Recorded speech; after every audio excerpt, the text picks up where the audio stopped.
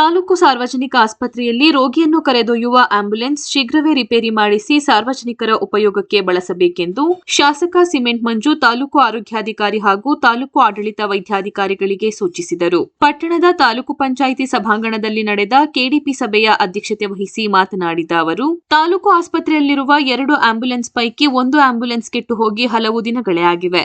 ಈವರೆಗೂ ರಿಪೇರಿ ಮಾಡಿಲ್ಲ. ದುರಂತವೆಂದರೆ ಅಪಘಾತಗಳಾದಾಗ, ಅವಘಡಗಳು ಸಂಭವಿಸಿದಾಗ ಗಾಯಾಳುಗಳು ರೋಗಿಗಳನ್ನು ಆಸ್ಪತ್ರೆಗೆ ಸಾಗಿಸಲು ಇರುವ ಒಂದೇ ಆಂಬ್ಯುಲೆನ್ಸ್ನಲ್ಲಿ ಜನರಿಗೆ ಸೇವೆ ನೀಡಬೇಕಾದ ಪರಿಸ್ಥಿತಿ ನಿರ್ಮಾಣವಾಗಿದೆ. ಕೂಡಲೇ ರಿಪೇರಿ ಮಾಡಿಸಿ ಸಾರ್ವಜನಿಕರ ಅನುಕೂಲಕ್ಕೆ ಬಳಸುವಂತೆ ಅಧಿಕಾರಿಗಳಿಗೆ ಸೂಚಿಸಿದರು. ಸಭೆಯಲ್ಲಿ ಕೆಡಿಪಿ ಸಮಿತಿ ನಾಮನಿರ್ದೇಶಿತ ಸದಸ್ಯ ಶಿವಣ್ಣ ಮಾತನಾಡಿ, ಆಲೂರು ಪಟ್ಟಣ ಪಂಚಾಯಿತಿಯಲ್ಲಿ ಸುಮಾರು 7,000 ಜನಸಂಖ್ಯೆ ಇದೆ. ಆದರೆ ಕೇವಲ 2 ಆಶಾ ಕಾರ್ಯಕರ್ತೆಯರು ಕಾರ್ಯನಿರ್ವಹಿಸುತ್ತಿದ್ದಾರೆ. ಪ್ರತಿ 1,000 ಜನಸಂಖ್ಯೆಗೆ ಒಬ್ಬರು ಆಶಾ ಕಾರ್ಯಕರ್ತರನ್ನು ನೇಮಕ ಮಾಡಿಕೊಂಡು ಜನಸಾಮಾನ್ಯರ ಆರೋಗ್ಯ ಕಾಳಜಿ ಬಗ್ಗೆ ನಿಗಾ ವಹಿಸುವಂತೆ ಕ್ರಮ ಕೈಗೊಳ್ಳಬೇಕೆಂದು ಒತ್ತಾಯಿಸಿದರು. ಇದಕ್ಕೆ ಪ್ರತಿಕ್ರಿಯಿಸಿದ ತಾಲೂಕು ಆರೋಗ್ಯಾಧಿಕಾರಿ ಡಾಕ್ಟರ್ ನಿಸಾರ್ ಫಾತಿಮಾ, ಹೊಸ ಕಾರ್ಯಕರ್ತರನ್ನು ನೇಮಕ ಮಾಡಿಕೊಳ್ಳಲು ಸರ್ಕಾರದಿಂದ ಅನುಮತಿ ಬೇಕೆಂದು ತಿಳಿಸಿದಾಗ ಶಾಸಕ ಸಿಮೆಂಟ್ ಮಂಜು ಈ ಬಗ್ಗೆ ಸರ್ಕಾರದೊಡನೆ ಚರ್ಚಿಸಿ ಅನುಮತಿ ಕೊಡುವಂತೆ ಪ್ರಯತ್ನ ಮಾಡುತ್ತೇನೆ. ಆಸ್ಪತ್ರೆಗಳಲ್ಲಿ ಸಮಸ್ಯೆ ಇದ್ದರೆ ತನ್ನ ಗಮನಕ್ಕೆ ತರಬೇಕೆಂದು ಸೂಚಿಸಿದರು. ಪಶುಪಾಲನಾ ಇಲಾಖೆ ಸಹಾಯಕ ನಿರ್ದೇಶಕ ಡಾಕ್ಟರ್ ಸೀತಾರಾಮಯ್ಯ ಮಾತನಾಡಿ, ಆಲೂರು ತಾಲೂಕಿನಲ್ಲಿ ಒಟ್ಟು 12 ಪಶು ಆಸ್ಪತ್ರೆಗಳಿವೆ. 52 ಸಿಬ್ಬಂದಿಗಳು ಕರ್ತವ್ಯ ನಿರ್ವಹಿಸಬೇಕು. ಆದರೆ ಸಿಬ್ಬಂದಿಗಳ ಕೊರತೆಯಿಂದ 15 ಜನ ಸರ್ಕಾರಿ ನೌಕರರು, 5 ಜನ ಹೊರಗುತ್ತಿಗೆಯ ನೌಕರರು ಸೇರಿ ಒಟ್ಟು 20 ಜನರು ಮಾತ್ರ ಕರ್ತವ್ಯ ನಿರ್ವಹಿಸುತ್ತಿದ್ದಾರೆ. ಇನ್ನು 32 ಸಿಬ್ಬಂದಿಗಳ ಅವಶ್ಯಕತೆ ಇದೆ. ತಾಲೂಕಿನ 5 ಚಿಕಿತ್ಸಾ ಕೇಂದ್ರಗಳಲ್ಲಿ ವೈದ್ಯರೇ ಇಲ್ಲವಾಗಿದೆ ಎಂದು ಮಾಹಿತಿ ನೀಡಿದರು. ಕ್ಷೇತ್ರ ಶಿಕ್ಷಣಾಧಿಕಾರಿ ಕೃಷ್ಣೇಗೌಡ ಮಾತನಾಡಿ, ಸರ್ಕಾರ ಅಕ್ಷರ ದಾಸೋಹ ಸಿಬ್ಬಂದಿಗಳಿಗೆ ನೀಡುತ್ತಿರುವ ಗೌರವಧನ ಕಡಿಮೆಯಾಗಿರುವುದರಿಂದ ಮಲೆನಾಡು ಭಾಗದಲ್ಲಿ ಕೆಲವರು ಕೆಲಸ ಬಿಟ್ಟು ಹೋಗಿದ್ದಾರೆ. ಇದರಿಂದ ಶಾಲೆಗಳಲ್ಲಿ ಶೌಚಾಲಯಗಳ ಸ್ವಚ್ಛತೆ ನಿರ್ವಹಣೆ ಬಹಳ ಕಷ್ಟಕರವಾಗುತ್ತಿದೆ. ಸ್ಥಳೀಯ ಗ್ರಾಮ ಪಂಚಾಯಿತಿ ವ್ಯಾಪ್ತಿಯಲ್ಲಿ ಬರುವ ಸರ್ಕಾರಿ ಶಾಲೆಗಳ ಶೌಚಾಲಯಗಳ ಶುಚಿತ್ವವನ್ನು ಕಾಪಾಡಲು ಏಜೆನ್ಸಿ ಮೂಲಕ ಕೆಲಸ ಮಾಡಿಸುವಂತಾದರೆ ಪಾಠ ಪ್ರವಚನಗಳಿಗೆ ಅನುಕೂಲವಾಗುತ್ತದೆ ಎಂದು ಮಾಹಿತಿ ನೀಡಿದರು. ಕೃಷಿ ಇಲಾಖೆಯ ಸಹಾಯಕ ನಿರ್ದೇಶಕ ರಮೇಶ್ ಕುಮಾರ್ ಮಾತನಾಡಿ, ಮುಂಗಾರಿನಲ್ಲಿ ಉತ್ತಮ ಮಳೆಯಾಗಿದ್ದು 103% ಬಿತ್ತನೆಯಾಗಿದೆ. ಆದರೆ 1,600 ಮಳೆಯಾಗಿದ್ದು 45% ಹೆಚ್ಚಿನ ಪ್ರಮಾಣದಲ್ಲಿ ಮಳೆಯಾಗಿದೆ. ಪ್ರಧಾನಮಂತ್ರಿ ಕಿಸಾನ್ ಸನ್ಮಾನ ಯೋಜನೆಯಲ್ಲಿ ಪ್ರತಿ ಕುಟುಂಬಕ್ಕೆ 2,000ಗಳಂತೆ 1,663 ಜನರಿಗೆ 18ನೇ ಕಂತಿನ ಹಣ ಪಾವತಿಯಾಗಿದೆ. ಕೃಷಿ ಭಾಗ್ಯ ಯೋಜನೆಯಲ್ಲಿ ತಾಲೂಕಿನ 50 ಕುಟುಂಬಗಳಿಗೆ ಜಮೀನಿನಲ್ಲಿ ವಿವಿಧ ಕಾರ್ಯನಿರ್ವಹಿಸಲು ಅವಕಾಶವಿದ್ದು, ಅರ್ಹ ಫಲಾನುಭವಿಗಳು ಆಯಾ ವ್ಯಾಪ್ತಿಯ ರೈತ ಸಂಪರ್ಕ ಕೇಂದ್ರಗಳನ್ನು ಸಂಪರ್ಕಿಸಿ ಮಾಹಿತಿ ಪಡೆದುಕೊಂಡು ಅರ್ಜಿ ಸಲ್ಲಿಸುವಂತೆ ಮಾಹಿತಿ ನೀಡಿದರು. ಸಭೆಯಲ್ಲಿ ತಹಸೀಲ್ದಾರ್ ನಂದಕುಮಾರ್, ತಾಲೂಕು ಪಂಚಾಯಿತಿ ಕಾರ್ಯನಿರ್ವಾಹಕ ಅಧಿಕಾರಿ ಶ್ರೀನಿವಾಸ್, ನಾಮನಿರ್ದೇಶನ ಸದಸ್ಯರು ಉಪಸ್ಥಿತರಿದ್ದರು.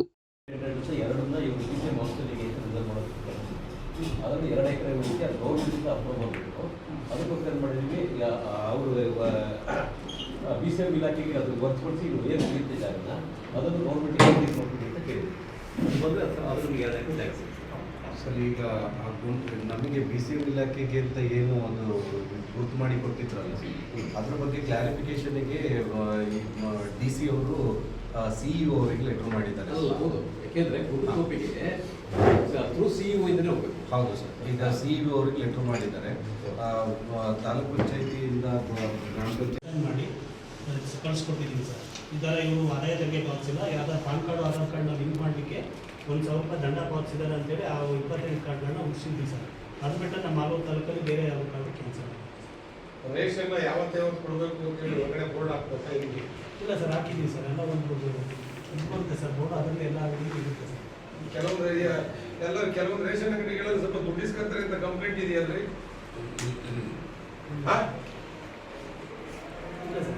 ಯಾರಾದ್ರೂ ದುಡ್ಡು ಇಸ್ಕೋಬಾರ್ದ್ರಿ? ಸರಿ ಸರ್. ಒಂದು ಮತ್ತೆ 2ನೇ ವಿಚಾರ, ನೀವು ಸ್ವಲ್ಪ ಸರ್ಪ್ರೈಸ್ ವಿಸಿಟ್ ಮಾಡ್ಬೇಕ್ರಿ. ನೀವು ಏನಾಗಿದೆ ಅಂದ್ರೆ ನ್ಯಾಯಬೆಲೆ ಅಂಗಡಿ ಅಂತ ಸ್ವಂತ ಅಂಗಡಿ ಮಾಡ್ಕೊಂಡ್ಬಿಟ್ಟಿದ್ದಾರೆ. ಅವ್ರು ಯಾವಾಗ ತೆಗಿಬೇಕು ಪಾಪ ರೈತರು ಆಗೋಗ್ಬೇಕು. ಅವ್ನ ಕೆಲಸ ಪಾಪ ಕೂಲಿ ಎಲ್ಲ ಬಿಟ್ಕೊಂಡು ಹೋಗಲ್ಲ, ನಿಂತ್ಕೊಂಡು ಇಸ್ಕೊಂಡ್ಬರ್ಬೇಕು.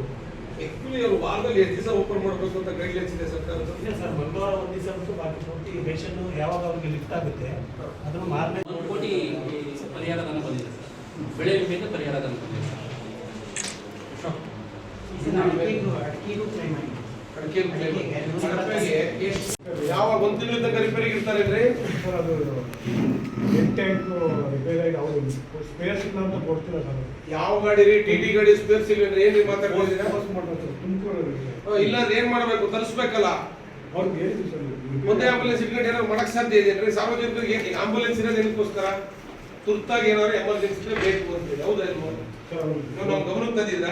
ನೀವು ಹಾಸ್ಪಿಟಲ್ ವಿಚಾರದಲ್ಲಿ ನಾನು ನಿಮ್ಗೆ ಎಷ್ಟಂತ ಹೇಳಿದೀನಿ, ನನ್ನ ಜೊತೆ ಕೋಆರ್ಡಿನೇಷನ್ ಇರಬೇಕು. ಏನಾದ್ರು ವಿಚಾರ ಗಮನಕ್ಕೆ ತಂದಿದ್ರೆ ಅಂದ್ರೆ ಯಾವುದೇ ಪ್ರಾಬ್ಲಮ್ ಇದ್ರೆ ನಾನು ನಿಮಗೆ ಫೋನ್ ಮಾಡ್ಬೇಕಲ್ಲ. ಯಾಕೆ ಹಾಸ್ಪಿಟಲ್ ಏನಾದ್ರು ಸಮಸ್ಯೆ ಆಯ್ತು ಅಂದ್ರೆ ಇಮಿಡಿಯೇಟ್ ನನಗೆ ಫೋನ್ ಮಾಡ್ಬೇಕು. ಹೇಳಿದ್ದೀನಿ ಅಲ್ವಾ ನಿಮಗೆ?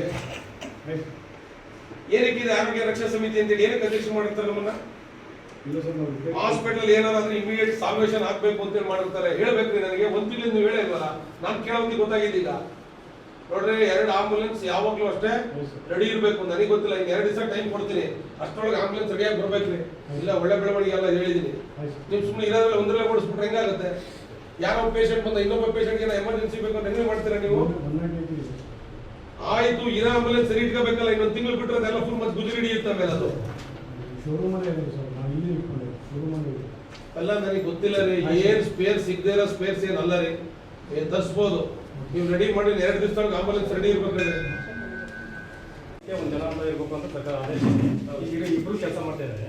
ಇಬ್ರು ಇಡೀ 11 ವಾರ್ಡ್ ಹೋಗಿ ಮುಕ್ತ ಅಂತ ಕೆಲಸ ಆಯ್ತಾ ಇಲ್ಲ. ಈಗ ಅವ್ರಿಗೂ ಹೆವಿ ಲೋಡ್ ಆಗಿದೆ ಕೆಲಸ. ಇವರು ಆರೋಗ್ಯ ಇಲಾಖೆ ನಾವು ಅಲ್ಲಿ ಕಮಿಟಿ ಮೆಂಬರ್ ಆಗಿ ಅನೇಕ ಬಾರಿ ಹೇಳಿದ್ವಿ, ತಗೋತೀವಿ ಅಂತ ಹೇಳಿದ್ದಾರೆ. ಹಂಗಾಗಿ 5 ಜನ ಶಾಲೆಜ್ ಇರಲಿ. ಆಶಾ ಕಾರ್ಯಕರ್ತರು ಮುಖ್ಯ. ಈಗ ಏನಾದ್ರು ಈಗ ಕುಂದಕಲ್ ಹೋಗಿ ಮುಂತಾದ ಆಶಾ ಕಾರ್ಯಕರ್ತರು ಹೋಗಿ ಮನೆ ಒಂದು ಸರ್ವೆ ಮಾಡಬೇಕು, ಇದು ಮಾಡಬೇಕು. ಯಾವುದೋ ಒಂದು ಕಾಯಿಲೆ ಬಂದ್ರೆ ಇಬ್ರು ಇದ್ದಾರೆ ಸರ್. 7,000 ಜನಕ್ಕೆ 7,000 ಜನಗಳಿಗೆ ಕನಿಷ್ಠ 7 ಜನ ಆಶಾ ಕಾರ್ಯಕರ್ತರು. ಇದು ಅರ್ಬನ್ಗೆ ಆಶಾಸು ಇಲ್ಲ ಅಂತ ಇದೆ ಸರ್. ಓನ್ಲಿ ಫಾರ್ ರೂರಲ್ ಅಂತ ಇದೆ ಸರ್. ಅರ್ಬನ್ಗೆ ಇಲ್ಲ ಅಂತ ಇದೆ ಸರ್. ಸರಿ, ಅರ್ಬನ್ಗೆ ಏನ್ ಮಾಡ್ಬೇಕು? ಇದು ಸ್ಲಮ್ ಅಂತ ಹೇಳಿ ಹಾಕ್ಬಿಟ್ಟು ಹಿಂದೆ ತಗೊಂಡಿರೋದು ಆಶಾ ಕಾರ್ಯಕರ್ತರು ಮಾತ್ರ ಇದ್ದಾರೆ ಸರ್.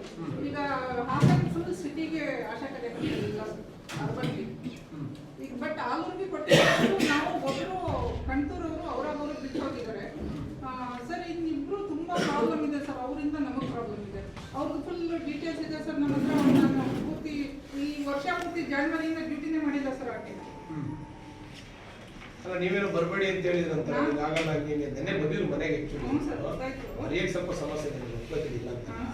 ಬಟ್ ಕಣ್ಣೆಲ್ಲ ಕ್ಲೀನಾಗಿ ಕಾಣುತ್ತೆ. ನೆನ್ನೆ ಟೆಸ್ಟ್ ಮಾಡಿದೆ ನಾನು. ಈ ಕಡೆ ದೂರದಿಂದ ಹೇಳಿದೆಲ್ಲ ಮಾಡ್ಬಿಟ್ಟು ಟೆಸ್ಟ್ ಮಾಡಿದೆ. ಕಣ್ಣು ಸರಿ ಇದೆ. ಬರೆಯಕ್ಕೆ ಸ್ವಲ್ಪ ಸಮಸ್ಯೆ ಇಲ್ಲ ಅಂತಲ್ಲ. ನಾನು ಹೇಳೋದು ಬರೆಯಕ್ಕೆ ಹೇಳೋದು ಅವ್ರು ಮೊದಲ ಮಾಡಿಸ್ಕೊಳ್ಳಿ ಮೇಡಮ್. ಯಾಕೆಂದ್ರೆ ಅವ್ರು ಎಷ್ಟು ವರ್ಷ ಕೆಲಸ ಮಾಡೋದು ಹೊಟ್ಟೆ ಬರೆಯೋದು ಬೇಡ. ನೀವು ಹೇಗಾಗಿ ತೆಗೆದಾಗ್ತಿರೋದ್ರೆ ಬಡವರು, ಈಗಿನ ಆಶಾ ಕಾರ್ಯಕರ್ತ ಕೆಲಸ ಮಾಡೋಲ್ಲ ಬಡವರಿಗೆ. ನೀವು ತೆಗೆದಾಗ್ತವ್ರು ಮತ್ತೆ ಅವ್ರ ಮನೇಲಿ ತಿಂಬಿಟ್ಟು ಪ್ರಾಬ್ಲಮ್ ಆಗುತ್ತೆ. ನಾನು ಹೇಳೋದು ರೈಟಿಂಗ್ ಅವ್ರು ಮೊದಲ ಏನಾದ್ರು ತಗೊಳ್ಳಿ ಮಾಡಿಸಿ. ಈಗ ಮೊದಲೇ ನೋಡಿ ಅವ್ರು ಇಲ್ಲ ಅಂತ ಪಾಪ ಹೇಳ್ತಾರೆ. ಅದರಲ್ಲೂ ಸಮೇತ ನೀವು ಈಗ ಸೆಲೆಕ್ಷನ್ ಆಗಿದೆ. ಆಶಾ ಬಡಾವಣೆಗೆ ಒಂದು ಸೆಲೆಕ್ಷನ್ ಆಗಿದೆ. ನಮಗೆ ಓಕೆ ಸರ್. ಗೌರ್ಮೆಂಟ್ ಇಂದ ನಮಗೆ ಟ್ರೈನಿಂಗ್ ಪೀರಿಯಡ್ ಬರುತ್ತೆ, ಮಾಹಿತಿ ಬರುತ್ತೆ. ಬಂದಾಗ ಟ್ರೈನಿಂಗ್ 1 ಮಂತ್ ಕಳಿಸ್ತೀವಿ ಸರ್ ಅವ್ರಿಗೆ. ಯಾವ ತರ ಮೇಡಮ್ ನಾನು ಹೇಳೋದು ಸೆಲೆಕ್ಷನ್ ಮಾಡೋಕೆ ಅವಕಾಶ ಇದ್ರೆ ಇಮಿಡಿಯೇಟ್ ಮಾಡಿ. ಈಗ ಆಲ್ರೆಡಿ ಜನಗಳಿಗೆ ಸಮಸ್ಯೆ. ನಮಗೂ ಮೇಡಮ್ ನಾವು ಕಮಿಟಿ ಹಾಸ್ಪಿಟಲ್ ಬಂದು ಇದು ಮಾಡ್ತಾರೆ. ಎಮರ್ಜೆನ್ಸಿ ಡ್ರೆಸ್ ಆಂಬುಲೆನ್ಸ್ 2 ಕೂಡ ರನ್ನಿಂಗ್ ಇದೆ ಸರ್. ಆಂಬುಲೆನ್ಸ್ ಒಂದು ಪ್ರಾಬ್ಲಮ್ ಇದೆ ಸರ್. ಏನಾಗಿದೆ? ಅದು ಏನೋ ಪ್ರಾಬ್ಲಮ್ ಇದೆ, ಫೈರ್ ಅಂತ ಹೇಳಿ ಟ್ರೈನ್ ಹೋಗಿದೆ. ಇದು ಮಾಡ್ಬೇಕಲ್ಲ ಮೇಡಮ್. ಇಲ್ಲಿ 10 ಗಂಟೆಗೆ ಟ್ರೈನ್ಗೆ ಬಂದು ಇದಾಗಿದೆ ಇದು ಒಂದು ಆಂಬುಲೆನ್ಸು. ಗೊತ್ತಿಲ್ಲ ತನಕ ನೀವು ಹಂಗೆ ಇದು ಮಾಡ್ಬೇಕಂತಾರೆ. DHF ಫೋನ್ ಮಾಡ್ಕೊಂಡು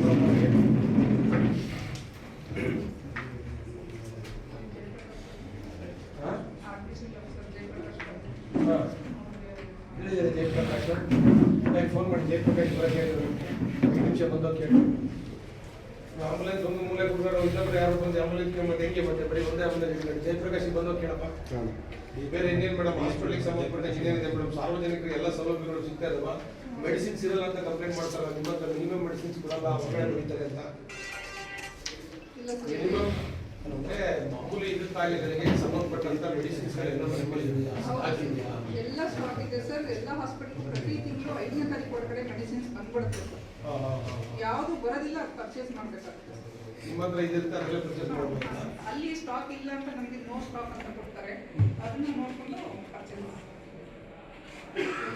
ನಾಯಿ ಕಡ್ತದ ಇಂಜೆಕ್ಷನ್ ಎಲ್ಲ ಹಾಸ್ಪಿಟಲ್ಸ್ ಕಂಪಲ್ಸರಿ ಇರಬೇಕು ಅಂತ ಇದೆ. ಹಾವು ಕಡ್ತದ್ದು ಇದೆ. ಇದರಲ್ಲಿ ಮೇಡಮ್ ಈ ಪಾಳ್ಯ ಮತ್ತೆ ರಾಯಕುಂಬ್ಲಿ ಹಾಸ್ಪಿಟಲ್ಗಳೆಲ್ಲ ಫೋನ್ ಮಾಡಿ ನಾನು ನೀವು ಮಾಡಿದ್ದೆ. ಹಾಂ ಹೇಳಿ, ಅಲ್ಲೆಲ್ಲ ಕಡೆ ಸ್ಟಾಕ್ ಇದೆಯಾ ಮೇಡಮ್? ಎಲ್ಲ ಕಡೆ ಇದೆ ಸರ್. ಸಾರ್ವಜನಿಕರು ತೊಂದರೆ ಆಗ್ತದೆ. ಇಲ್ಲ